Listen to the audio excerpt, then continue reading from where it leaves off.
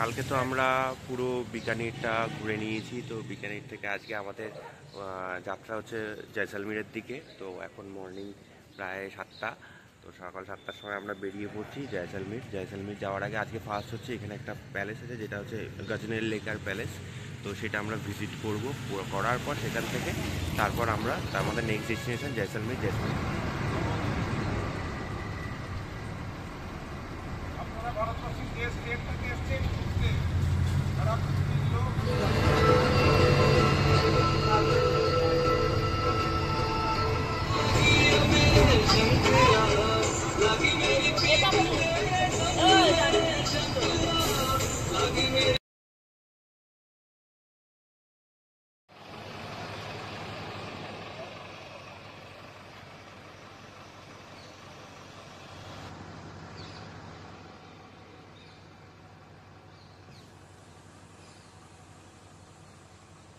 আমি এখন গজনের প্যালেসের সামনেই আছি, ত্রিপুরা প্যালেস। তো প্যালেসের আর কি মেন গেট, কিন্তু এখানে আজকে ঢুকতে দিচ্ছে না।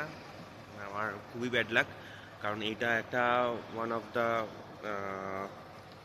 গুড প্লেস, যেটা হচ্ছে এখানে মেইনলি হচ্ছে খুব মানে পিসফুল জায়গা। এটা খুব যেটা আমার শোনা, কিন্তু এখানে আমি ঢুকতে পারছি এটা পিছনে গজনের প্যালেসের মেন গেটের সামনেই দাঁড়িয়ে রয়েছি।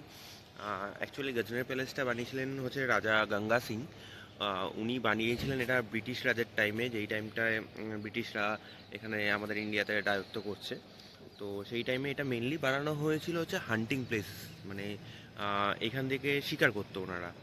এই যে রাজাদের ব্যাপার, তখন একটা টাইমে একটা দিন করে এসে সবাই এখানে এসে শিকার করতো, শিকার করে তারপর এখান থেকে মানে ওই তোমার ব্রিটিশরা প্লাস হচ্ছে তোমার হচ্ছে এই রাজা গঙ্গা সিংয়ের যে ফ্যামিলি, তো তারা হচ্ছে ওখানে শিকার ফিকার করতো। তো এখনও এই প্যালেসটা হচ্ছে মানে সেই যে রাজাদের টাইমটা যে যারা ছিলেন, যিনি বানিয়েছিলেন, তিনি তাদের ফ্যামিলি এখনও এটাকে চালান। তো সেই যে ওনারা যে চালাচ্ছেন, তো ওনাদের আজকে একটা নাকি এখানে ভিতরে পার্টি চলছে। এটা একটা ভিতরে এখন একটা লাক্সারি হোটেলও আছে, মানে প্যালেসের ভিতরে লাক্সারি হোটেলটা রয়েছে। তো ওখানে হচ্ছে ওরা যেহেতু পার্টি চলছে 2 দিন ধরে, তার জন্য কোনো এন্ট্রি এখানে করা যাবে না। এর ভিতরে যে মানে একটা লাক্সারি হোটেল বলতে কি, এখানে তোমার রেস্টুরেন্ট ফেস্টুরেন্ট ভিতরে সমস্ত কিছু আছে। আর এখানে খাওয়া মিনিমাম তোমার 500 থেকে 1000 টাকা মিনিমাম কস্ট এখানে একটা মানুষের খেতে গেলে। তো সেখানে এখানে হচ্ছে তোমার যেহেতু ওদের পার্টি চলছে, তাই আজকে কোনো রকম এন্ট্রি আমরা অনেকবার রিকোয়েস্ট করলাম, কিন্তু কোনো রকম এন্ট্রি দিল না। বললো 2 দিন ধরে পুরোপুরি বন্ধ। তো কিছু করার নেই, আমাদের ব্যাড লাক। এবার চলো আমরা এখন জয়সলমীরের দিকে এবার আস্তে আস্তে এগোবো।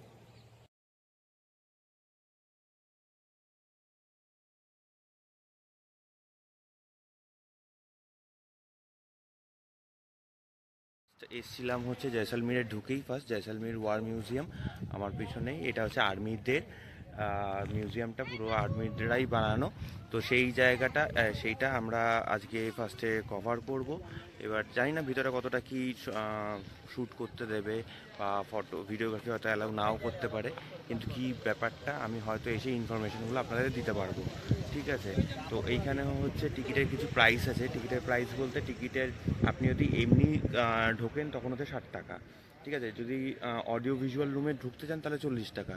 কিন্তু আপনি যদি দুটোর কম্বোটা নেন, মানে এন্ট্রিও করলেন প্লাস হচ্ছে অডিও ভিজুয়াল রুমেও যান, তাহলে 80 টাকার মধ্যে আপনার হয়ে যাবে। আর আরেকটা আছে আছে এখানে লাইট অ্যান্ড সাউন্ড সিস্টেমের যেটা শো হয়, সেটা হচ্ছে 125 টাকা।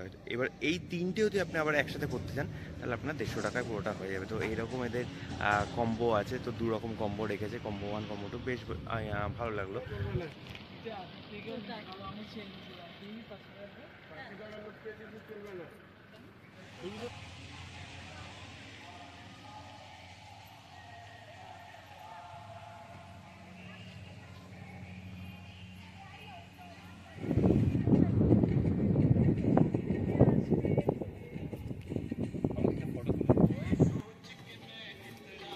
মাথা অনেকটা করে নিচু করতে হবে।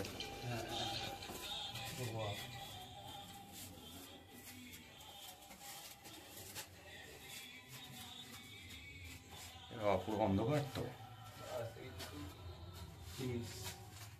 এখান থেকে বন্দুক বের করে রাখতে আবার নাকি বাংকার। এখন ইন্ডিয়ান আর্মির যে জয়সলমীর ওয়ার মেমোরিয়ালে এসে এখানে যে বাংকারটা আছে বাংকারের মধ্যে ঢুকেছিলাম। তো বাংকারটা হচ্ছে ঠিক এরকম একটা ছোট্ট একটা রুম। তো আমি এখানে দেখি এইখানে হচ্ছে আমাদের সমস্ত কিছু মানে কোনো গান নিয়ে এখানে বসার জন্য এই জায়গাটাতে এইখানে আছে একটা জানলা, এখানে একটা উইন্ডো আছে। তো খুবই ছোট। তো সেটা বাংকারের মধ্যে এর আগেও আমরা ঢুকেছিলাম, আমরা হচ্ছে আন্দামানে গিয়েও ঢুকেছি এবং ইয়েতে অরুণাচলে গিয়েও ঢুকেছিলাম। তাছাড়াও কাশ্মীরের ওইদিকে এরকম কোনো মেমোরিয়াল আমি পাইনি। তো সেখানে আমি ঢুকিনি, কিন্তু অরুণাচল আর আমরা আন্দামানে গিয়ে ঢুকেছিলাম। তো এই আরেকবার এক্সপিরিয়েন্স হলো। তো এইখানে ভিডিও যেহেতু এইখানটায় অ্যালাউ আছে, তো আমি ভিডিওটা করে দেখাতে পারলাম।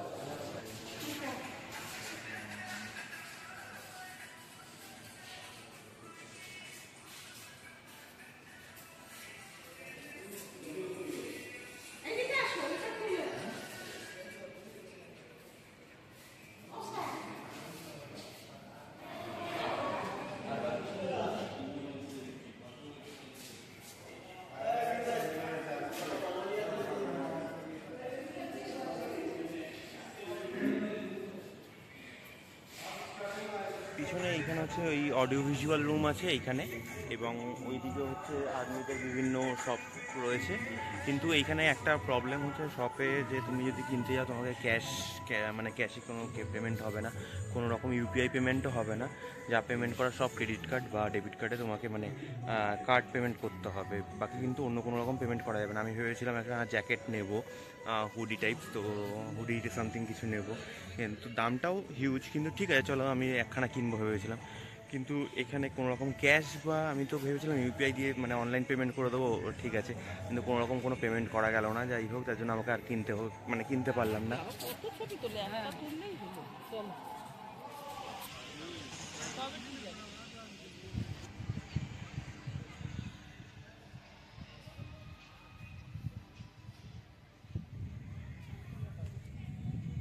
কিছু জায়গায় আমরা দেখছিলাম যে কিছু জায়গায় পাকিস্তানের ওই বাংকার বা ওয়ারের যে জন্য যে গাড়িগুলো ইউজ হয়েছিল সেই গাড়িগুলো রাখা আছে, কিন্তু সেগুলো ফ্ল্যাগগুলো সব উল্টো করা। অনেকে জিজ্ঞাসা করতে পারে যে পাকিস্তানের ফ্ল্যাগ উল্টো কেন, কারণ ওরা যেহেতু যুদ্ধে হেরে গেছিলো, যুদ্ধে হেরে গেলে মানে এক দেশ যখন অন্য দেশকে যুদ্ধে হারায় তখন তাদের ফ্ল্যাগটা উল্টো করে দেয়। তাদের প্রতি ওটা মানে কোনো অসম্মান না একটা, কিন্তু তারা যেহেতু যুদ্ধে হেরে যায় তাই ফ্ল্যাগটা উল্টো করে দেওয়া হয়। তো ওই জন্য ওইখানে পাকিস্তানের ফ্ল্যাগগুলো সব উল্টো করে রাখা ছিল। তো সেই জায়গাগুলো আমি আপনাদেরকে দেখালাম, শেয়ার করলাম সমস্ত কিছু। তো জয়সলমীর ওয়ার মেমোরিয়াল দেখে এখন বেরোচ্ছি। তো খুব সুন্দর জায়গাটা, মানে খুবই ভালো। তবে হ্যাঁ, রোদের মধ্যে খুব কষ্ট। মানে এই শীতকালে এসছি নভেম্বরে, এখন ঠান্ডা, মানে এখানে মর্নিংয়ে টেম্পারেচার 18-19 চলে যাচ্ছে যেখানে, কিন্তু মানে এই দুপুরবেলা বা বিকেলবেলাটা টেম্পারেচার বিশাল। যাই হোক, খুব সুন্দর, ভালো জায়গা, খুব ভালো। অডিও ভিজুয়াল রুমে যে প্রোগ্রামটা চলছে সেটাও ভালো, সেটাও আমি দেখেছি। সেখানে ভিডিও করা কোনো অ্যালাউ ছিল না বলে ভিডিও করতে পারিনি। বিভিন্ন মানে আমাদের যে কার্গিল ওয়ার বা তোমার সেই চায়নার সাথে যে ওয়ার্ডগুলো আছে সেই ওয়ার্ডগুলো নিয়ে এখানে ডেসক্রাইব করেছে বা বলেছে। তো পুরোটাই দেখলাম, খুব সুন্দর সুন্দর জায়গা। আর sound and light and sound প্রোগ্রামটা তো দেখতে পারলাম না, সেটা সন্ধ্যে 6টায় আছে যেহেতু। ওভারঅল খুবই সুন্দর। আর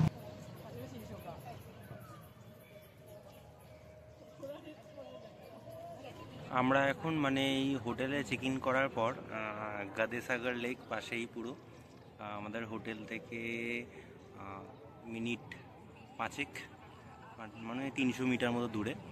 তো আমরা ওয়াকে হেঁটে হেঁটেই আমি আর রাজ এসছি। আমি আর রাজ এনজয় করছি সানসেটটাকে। সানসেটটাকে খুব সুন্দর লাগছে। সানসেটটা মানে দারুণ লাগছে। আমরা একদম সানসেটের টাইমে পুরো চলে এসেছি, এমন টাইমে এসেছি যে সূর্যটা ডুবছে পুরো। আর একটা ওয়াক করে আসতে হয়েছে, কারণ আমি লেকের পাশে এলেই সানসেটের ভিউটা পেতাম না। তো হ্যাঁ, আমরা মেইনলি সবাই থেকে দূরে আসতে চাইছিলাম, বিকজ ওখানে অনেক ভিড়। এখানে সবাই কেউ নেই, অতটা সুনসান টাইপের, তাই জন্য এখানটা আলোন টাইম স্পেন্ড করতে পারবে। তো ওখানটায় প্রচুর ভিড়, তার মধ্যে সব তো এখন তো সবাই ইনস্টা রিলস বানাচ্ছে, আলাদা লেভেলের পুরো যাচ্ছে, আর গান ফান চলছে, একটা মানে ক্যাওস টাইপের হয়ে রয়েছে। তো একটু নির্জন বলে আমরা এই দিকটা দূরে এলাম। ওদিকে বোটিংও হচ্ছে কিছু কিছু। আমাদের বোটিংয়ের কোনো প্ল্যান নেই, কারণ ইভিনিং হয়ে এসছে। তো আপনাদেরকে মানে সানসেটের ভিউটা দেখাচ্ছি। সানসেট হয়ে গেছে এখানে এই ভিডিওটা আগে হ্যাঁ।